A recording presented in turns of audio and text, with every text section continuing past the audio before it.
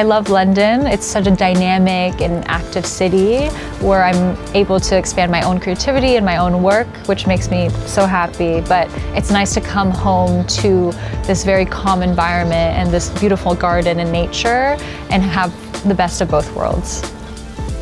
I'm Amalie Gassmann. I'm a filmmaker, photographer, and model.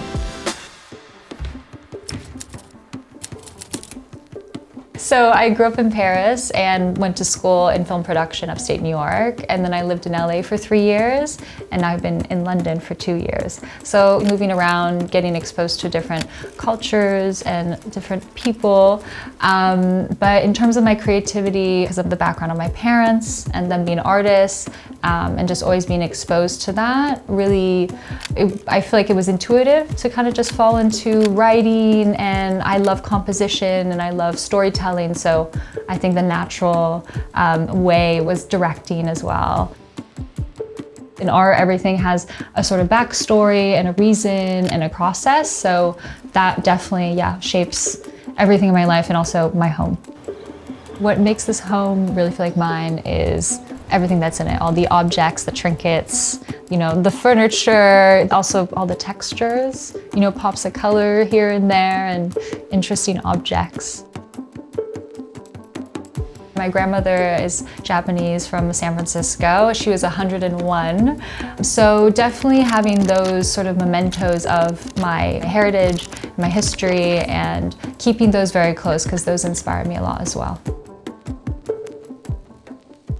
I watch a lot of films for research, and I just always want to be comfortable and lounging. I'm always looking through my books and reading a book and working on my computer. I mean, I do have an office space, but I love working on the couch.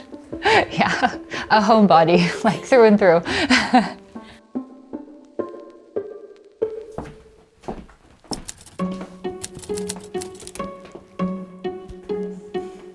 I think the best part about living in London is the freedom that you get, the independence. It's beautiful. I'm very attached to nature, so any place where there's a beautiful park and I can sit on a bench and read and get inspired, it feels like a very breathable city. My aspiration is always to be as minimal as possible and just have very good intention. Every object has to have its place, right? But obviously within that context of being minimal, I like adding things that are more fun, colors, textures, prints. The closet is a big source of inspiration because I'm constantly getting looks and trying different ways to style something. So it's just nice to have a space where I can just sit down, maybe look at inspiration, work on a mood board, and just really seeing my clothes out in the open where I can really take it all in and come up with the best version, I guess.